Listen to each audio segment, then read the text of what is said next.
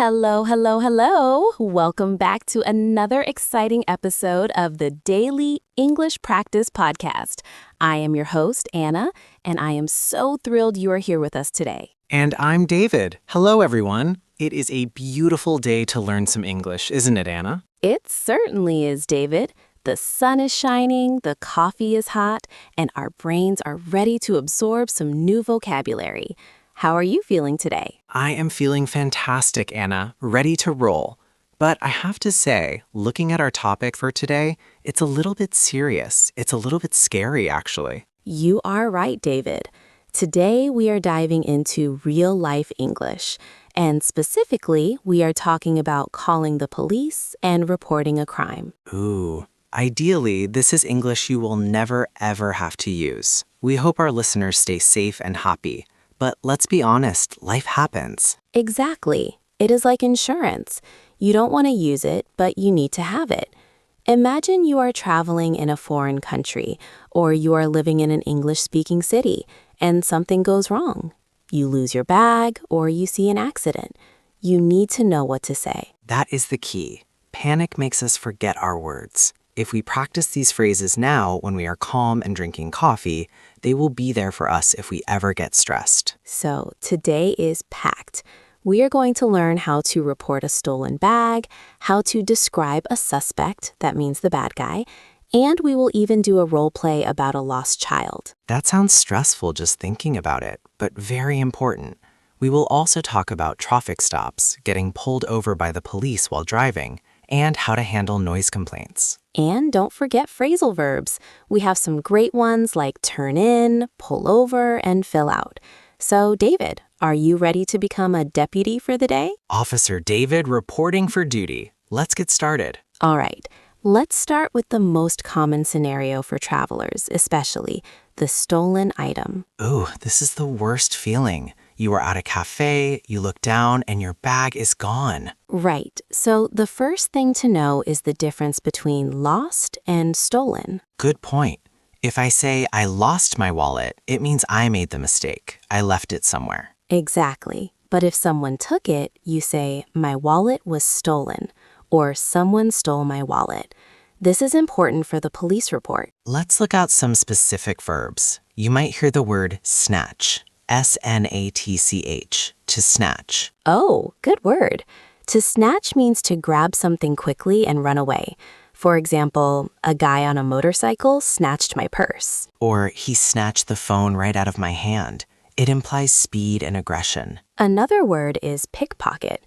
This can be a noun or a verb. A pickpocket is a thief who steals from your pockets without you noticing. Sneaky. So you could say, I think I was pickpocketed on the subway. Exactly.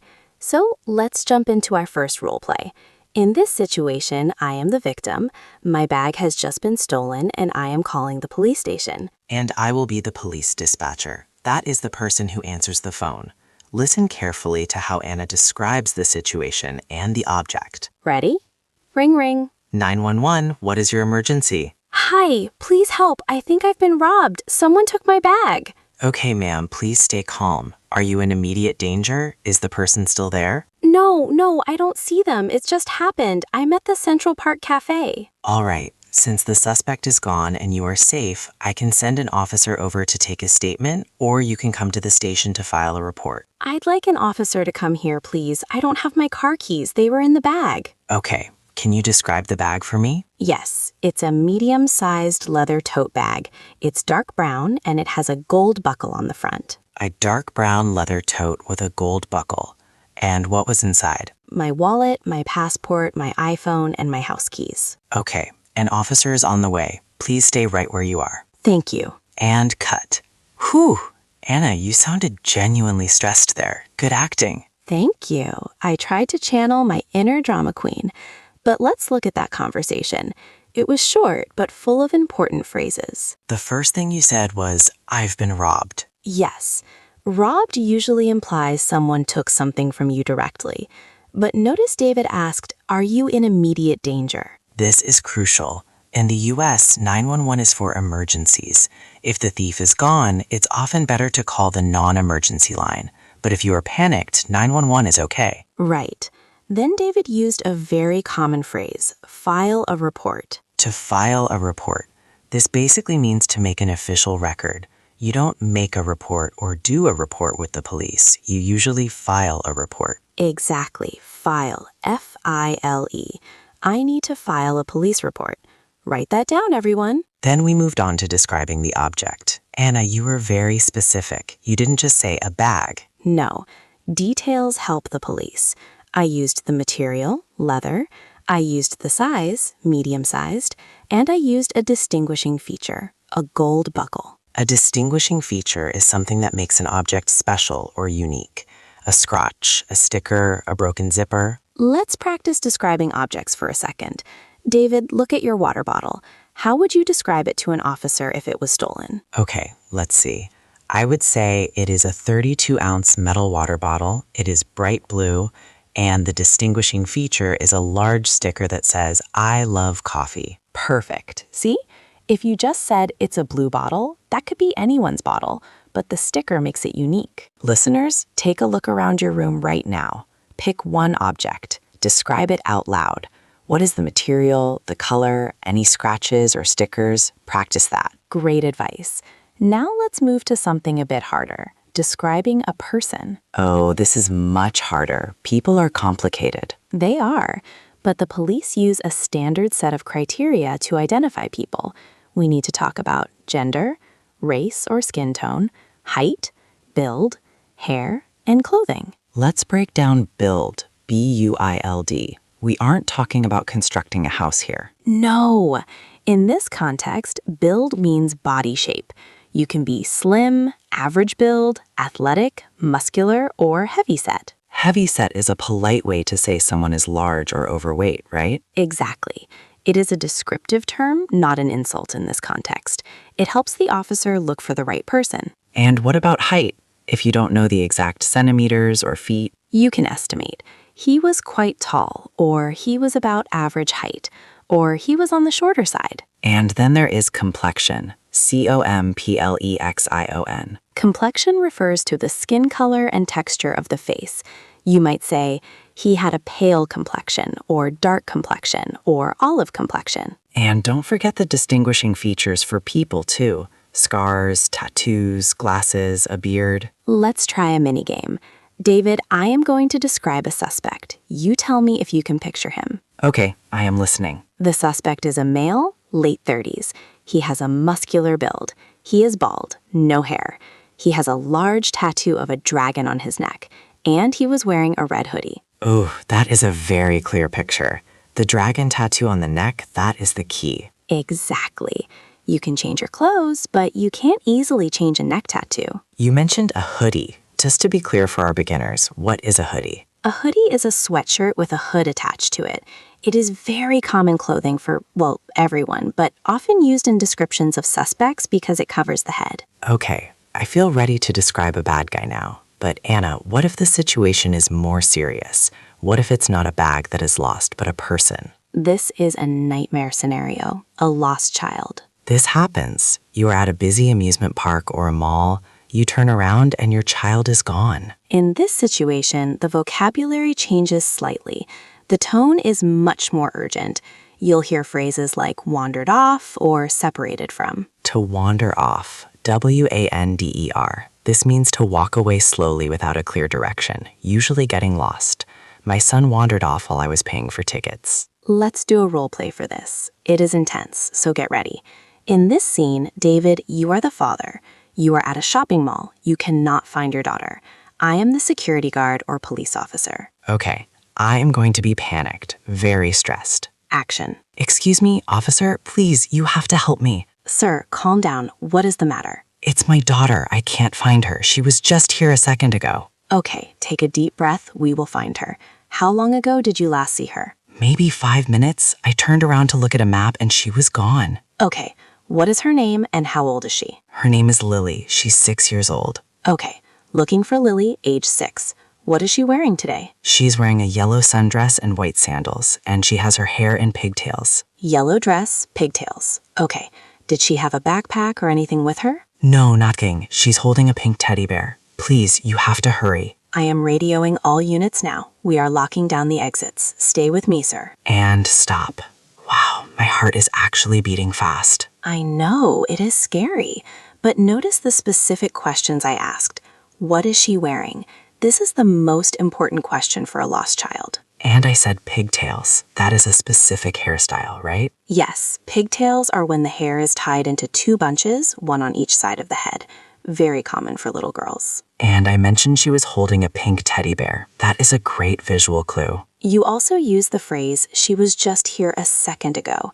We use this a lot when we are shocked that something is missing.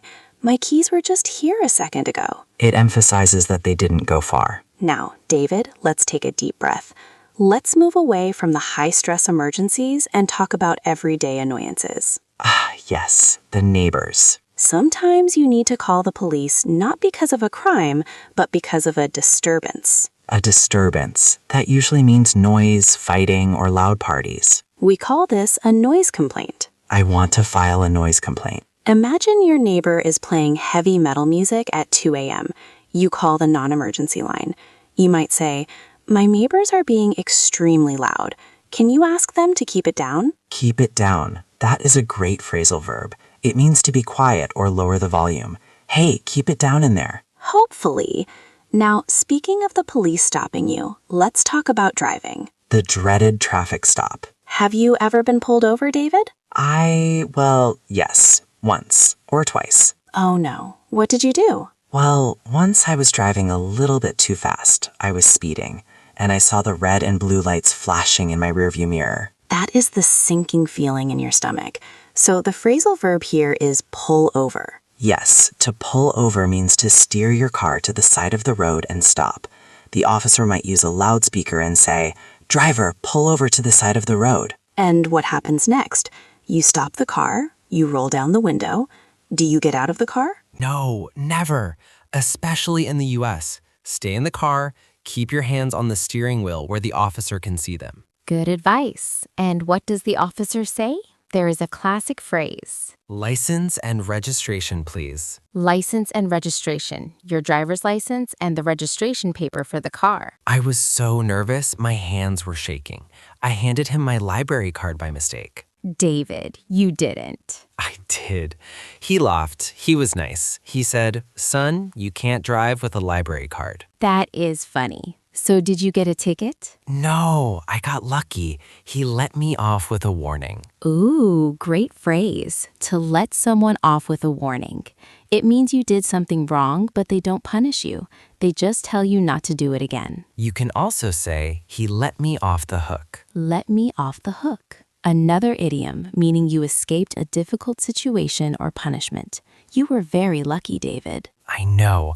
I drive like a grandma now. Very slow. Good. Safe driving is the best driving. Okay, we have covered stealing, lost children, noise, and traffic stops.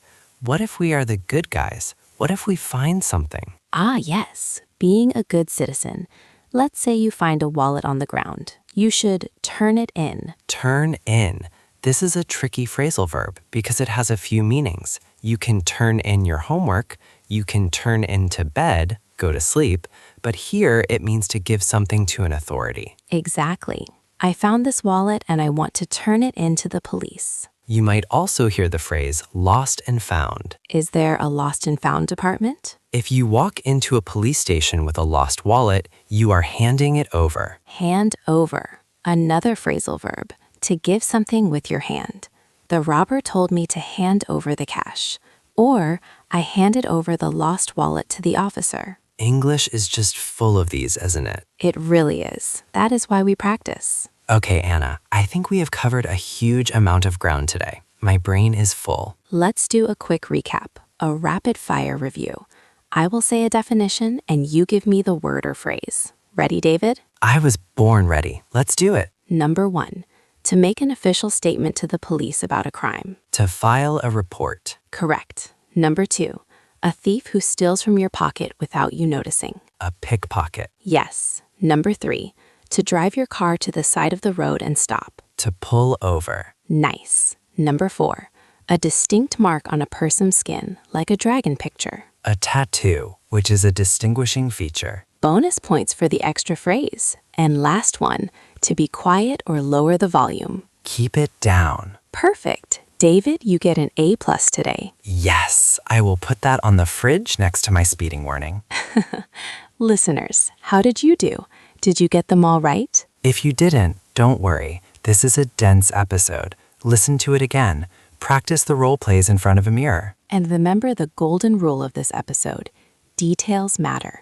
Whether you are describing a lost bag or a lost child, the adjectives you use, colors, sizes, materials are your best tools. And the other golden rule, stay calm. If you can speak clearly, you can get help. Absolutely. We hope you never have to use these phrases for a real emergency, but we hope you feel more confident now that you know them. We would love to hear from you. Have you ever had to call the police in English? Or maybe you lost something while traveling? Tell us your story in the comments. Yes, please share. We love reading your stories. It helps everyone learn. Well, Anna, I think I hear sirens. Just kidding, but it is time for us to go. It is. Thank you so much for listening to the Daily English Practice Podcast.